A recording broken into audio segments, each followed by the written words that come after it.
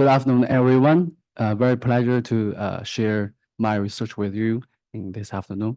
So I'm Zehan from Fudan University, Population Research Institute.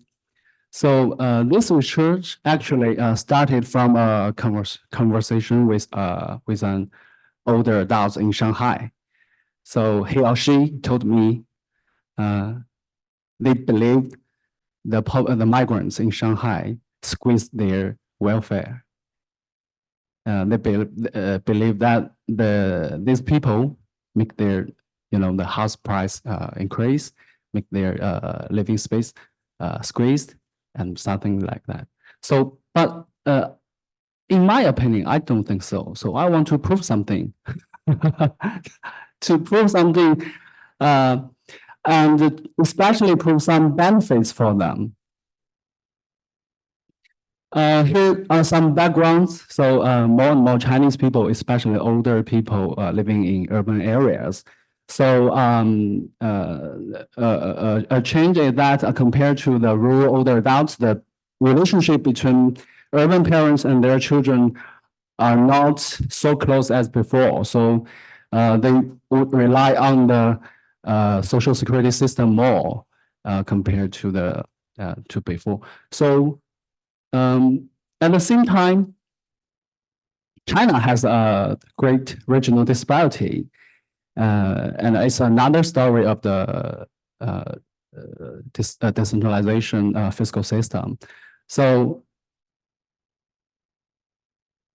we have great regional and individual disparity in social security benefits, and we can see migration and the social security system are two opposite forces that are related to health disparity, because migration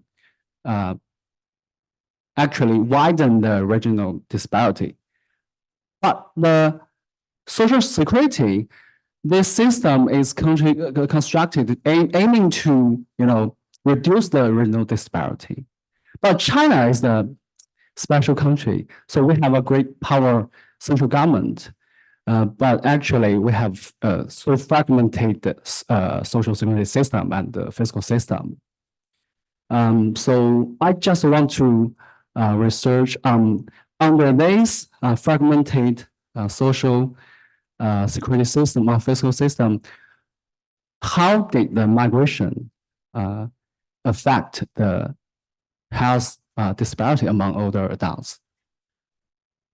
And also we can see the Chinese population size starting to decrease, and not all of those urban centers can attract a lot of migrants, and the migrants continue to concentrate in the like Yangtze River Delta and the Pearl River Delta. So many urban centers will lose people, like the cities in northeast China.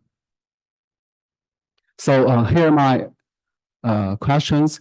Did population migration exacerbate or reduce health disparity among urban older adults in China? So what role did social security system play in such influence? So I just said it's another story about the fiscal system, decentralization of fiscal system. So since 1980s, China started a decentralization fiscal system to stimulate the local governments or the local economic development. And soon they found that there's a sharp decline in the share of central government revenue. So they started another reform. It is called the tax sharing reform. And in this reform, the local government had to remit a uniform portion of their revenue to the central government. And as a result, the revenue of central government increased a lot, but the local government's revenue decreased a lot. And the local governments so established a social security benefit standard based on their local economic development levels and the fiscal conditions. So just like Shanghai has the highest local social security standards. But the central government believe that they can transfer money to the poor regions to help them to satisfy their standard. But actually, those funds often cover basic expenditure only, and a great part of these transfers have been moved to, to the capital construction rather than public services. So these reforms lead to a great regional disparity in social security benefits among across the China's different provinces and the cities. And at the same time, the China's social security system also have different, strategies or schemes for different people. So, for example, we have the medical insurance or pension for employee, and at the same time, the medical insurance or pension for residents. So the standard or the benefits for employee are obviously higher than the benefits for the residents. So there's a individual group disparity in the system. We have different types of social insurance or pension. So here we want to analyze the impact of migration on social security or health theoretically. So first, migration in China can indirectly affect the income of social security funds, medical and elderly care service resources, especially from the increasing the local government's fiscal revenue by promoting the local economic development. And secondly, migration can directly affect the income of social security insurance fund. As in Shanghai government encourage the floating people or the migrants to join into the scheme. You have to give money to the government. So at the beginning, they believe it's a good thing. But once they went to the hospital, they found, oh, I have to pay a lot of money by myself, excluding the scheme. So more and more migrants are attracted to join into the local government's social insurance or pension, but they fairly use them. And thirdly, migration can increase the labor supply in the service resources.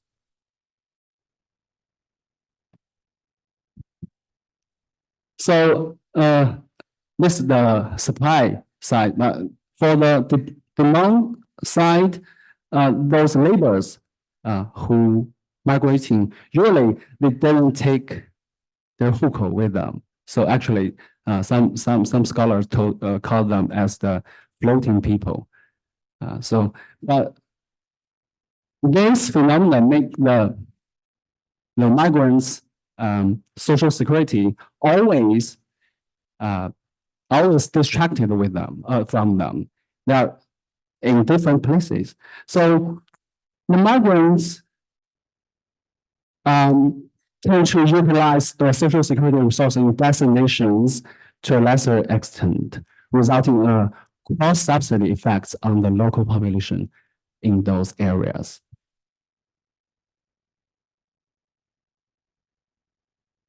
And so this cross-subsidy effects, especially benefit more the people with lower social economic status who are reliant on the social security more. And we use the microdata from the 1% population survey, sample survey in 2005, and we use this data to identify the older urban or older adults' self-rated health status and use it to calculate the population inflow rate from 2010 to 2015. And we also use other statistical data to control the some other localities variables. And we identified the resident locations according to this code. And here are some other distribution of the proportion of older adults with healthy status. So we can see basically the coastal areas have the averagely higher healthy status. And we also can find some cities have the have a good status. But if we put the migration rate and the health data together, we can hardly find there's an obvious relationship between them.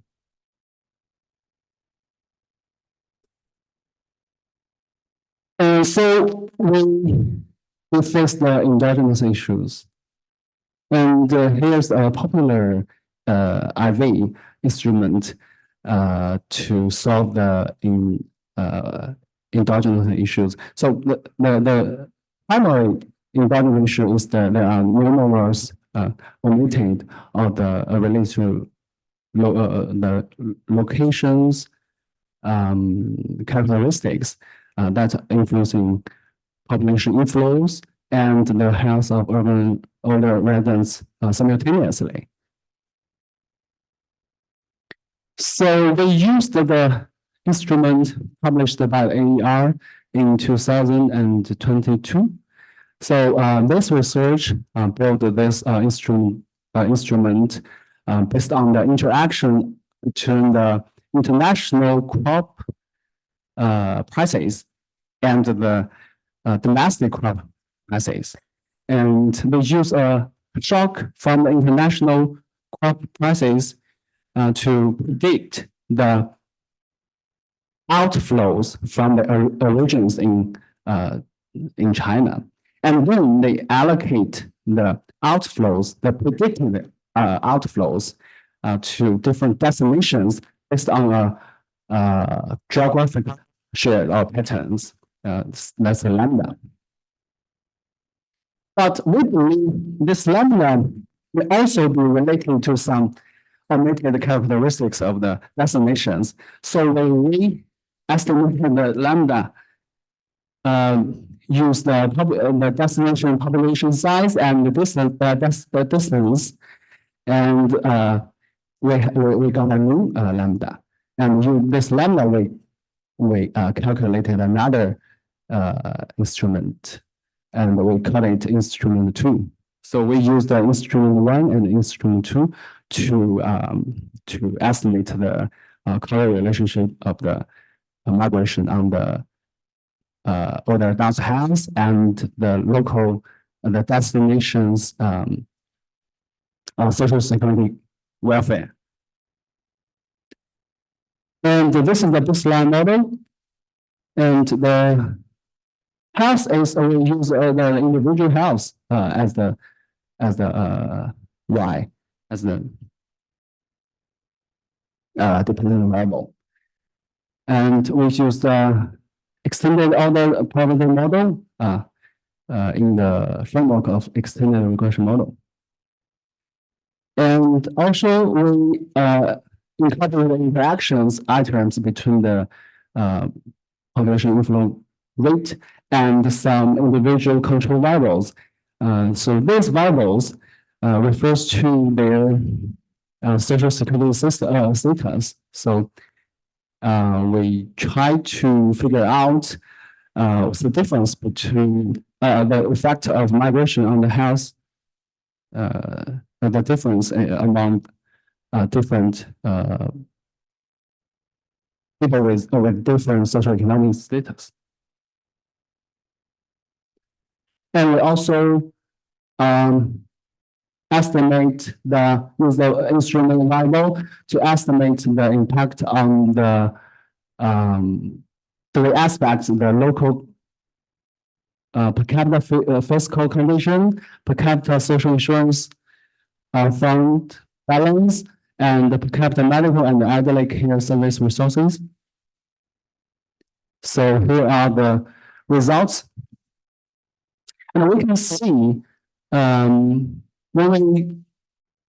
we use the instrument variable, the coefficient was not significant at the 10 significant level. And once we use the two instrument variable, they are significant. And the coefficient only significant for the people with local hukou or the household registration. But they are not significant for the older people without local hukou. And we can calculate that based on the variation in the net in population net inflow rate.